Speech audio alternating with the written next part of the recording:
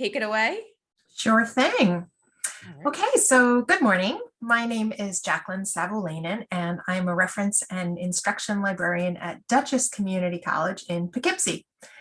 This presentation was conceived and created by my colleague, Tina Kiernan. I also want to give credit to Tina for incorporating the FAQs into our library. Unfortunately, Tina could not present today, so I will do my best to fill in for her. As a little bit of background, in early 2020, our library moved from OCLC's Question Point reference chat platform to Springshare's LibAnswers platform as part of New York's Ask Us 24/7 chat cooperative. I'm not going to play this video now, but you'll have it later for later in the PowerPoint if you're interested. It gives an overview of LibAnswers with a deep dive into LibChat for explanation. So by joining LibAnswers, we gained access to an integrated system that made it easier to communicate with and follow up with patrons. The LibAnswers platform also made it simpler to create and use FAQs. Oh, hang on one second. I'm just going to move this. I hate the little toolbar thing. So it made it easier, simpler to create and use FAQs, which we really hadn't done before. Overall, we've had an excellent experience using this feature in LibAnswers. And my goal today is to show you why and how we're using public FAQs. If you use LibChat and you're part of a co-op service, you're probably already familiar with their policy pages, where you can go to look for basic information about another institution. Those policy page entries are one type of FAQ, but they are meant for the chat operator, not for the patron. The FAQs I'm talking about in this presentation are a different category that's available to public users. Most of our students these days are fairly tech savvy. We think they prefer finding answers for themselves over asking someone for help. Using FAQs gives them a starting point to work from that doesn't involve making a phone call or sending an email or typing long explanations in chat. Since we set up our FAQs, we believe that we've improved the quality of our answers and services to our students and other patrons. Having an FAQ readily available for our own librarians creates greater consistency for detailed answers to standard questions. And if the co-op librarian is using them, they too are providing accurate responses to our students. So where do students find our FAQs?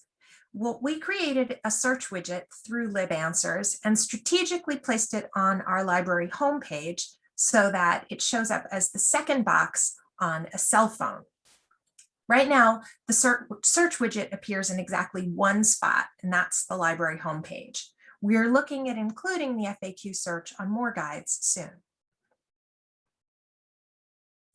This is a sampling of some of our public FAQs. Some of these came out of actual chat sessions with patrons, and some of them were ones that we wrote based on what we know about assignments or past reference interactions. Other examples include, how do I find reserved textbooks this semester? Can I check out books when the library is closed? Is Wi-Fi available on campus? Along the right-hand side of this slide, you can see some of the topics that we've assigned to these questions as metadata, and you'll notice the topics show up underneath the questions as well. This graph shows that the time we've put into creating FAQs has provided quantifiable benefits to our users. These numbers are evidence that patrons are actually using the FAQ search widget. At this time, we have 37 published FAQs, but we are continually adding new ones because they're quick and easy to add. We are currently reviewing our chat questions from the past academic year to determine if they should be converted into FAQs as well. In September of 2020 alone, we had 135 public views of our FAQs, and back then we had far fewer FAQs. This past February, there were 70 views. That's actually really good for us. As you can see, there's a spike at the beginning of the school year and another bump when the spring semester started, which makes sense since those are times students may be familiarizing themselves with the library. So how did we come to use FAQs? Well, just over a year ago, coincidentally, right before the pandemic hit us, we transitioned to the LibAnswers platform, joining the Ask Us 24/7 co-op through the Western New York Library Resource Council, or WNYLRC. It was perfect timing because once COVID sent everyone home to work, it became more critical for us to be more available to our patrons through a robust chat service. We needed to be able to help our students remotely during our regular work hours, and also better ways to follow up with their after hours questions. I don't know about you all, but I was confused about how all these lib things fit together, so I made a little chart. Springshare is the company name. LibApps is their umbrella suite of products. LibAnswers is their online reference platform with tools for managing questions, as well as a searchable knowledge base of FAQs. And LibChat is the reference chat component of LibAnswers. We also use LibGuides and LibStaffer.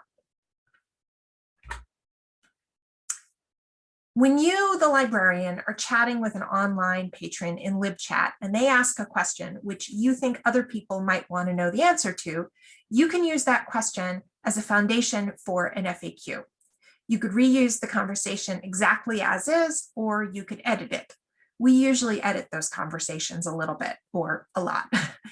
You would then save the question as a ticket and then turn the ticket into an FAQ.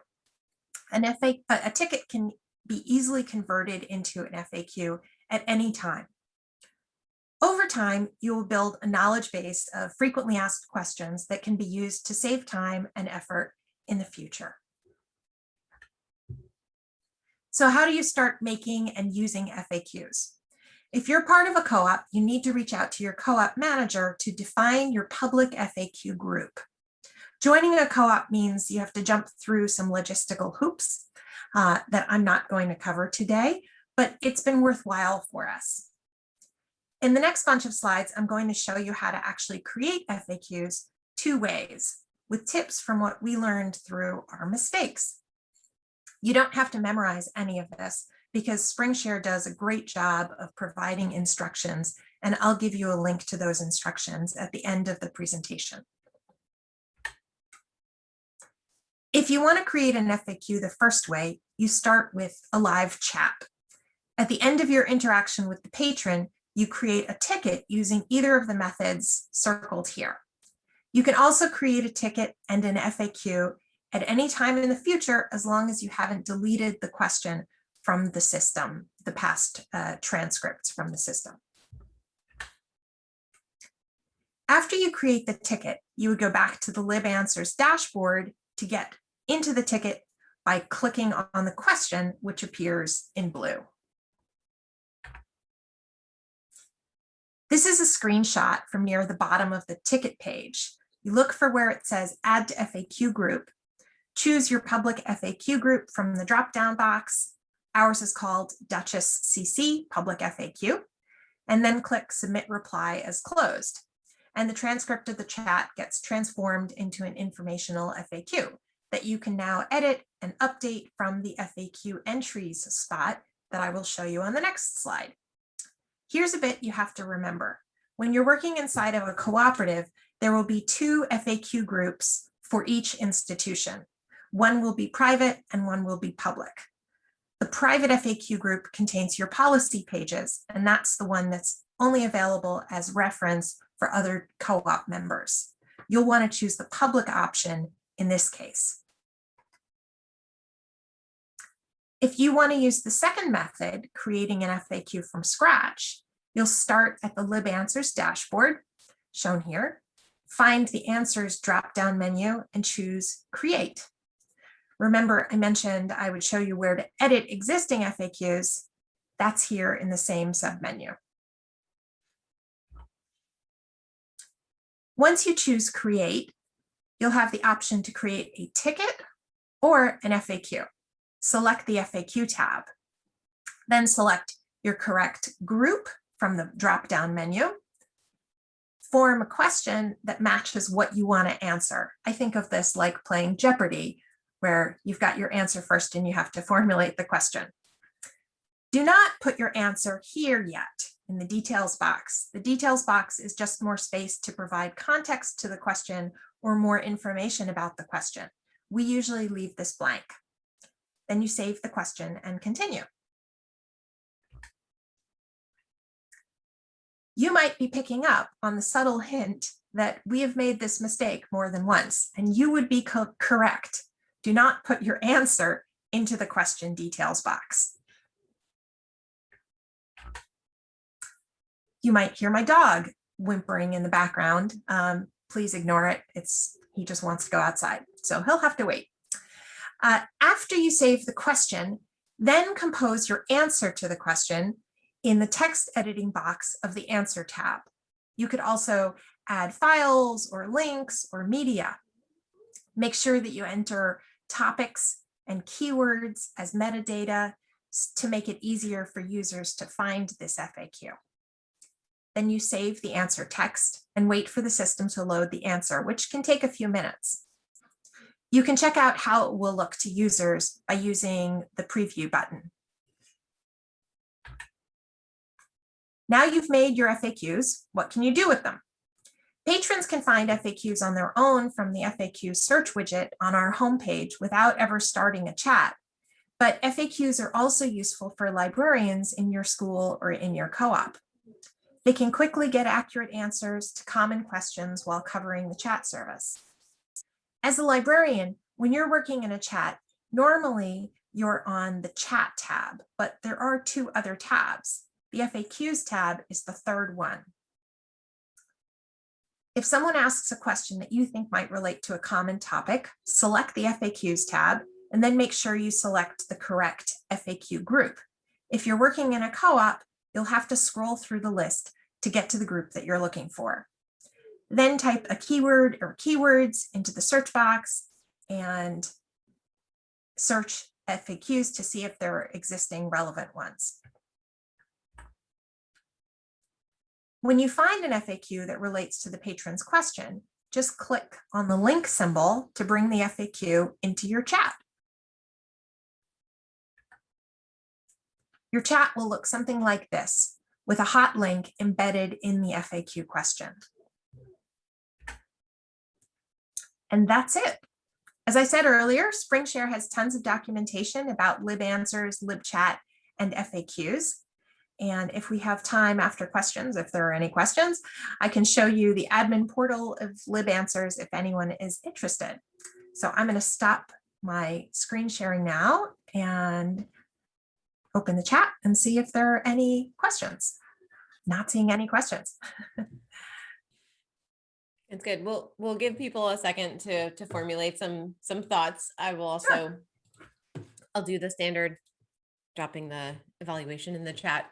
That was really great. And also just want to quickly, I see one question just pop up. Quickly wanted to just thank Tina so much for being so well prepared, and thank you for jumping in here at the last minute. Absolutely. Really fantastic. All right, so I'm seeing some, do you see the chat? I do. So far, it's just thank you. You gave me ideas to bring back to my colleagues. I'd love to integrate FAQ into our LibChat platform. Yeah, I never noticed the FAQ either. Somebody else said I never noticed the create FAQ. I didn't notice it until Tina pointed it out. So it's been really useful, and it's been interesting to see. It's easy to go into the statistics to see what the most used questions, what the most used FAQs are. Anita wrote, have you found the FAQs widget cut down on the necessity for staffing chat 24/7? Well, we're running pretty bare bones, and staffing chat 24/7 is so essential right now, since the library is closed, that we are not at all looking to cut down on the staffing there.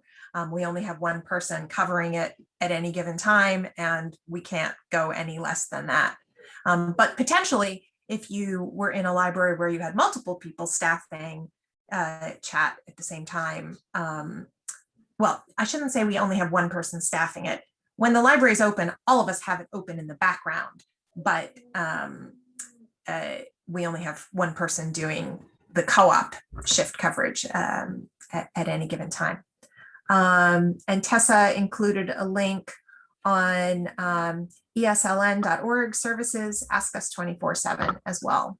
Thanks, Jacqueline. Yes, I added those in case anybody is curious about how to join the cooperative. Oh, great. So I wanted Thank to you. put those in there. There's one that just goes to the ESLN web page is how to participate. And then the other one is the Ask Us 24/7 libanswers.com. And that has a list of all the participating libraries in one of the tabs. Nice job. Thank you. You're welcome. My pleasure. Round of applause for Jacqueline. Thank you so much.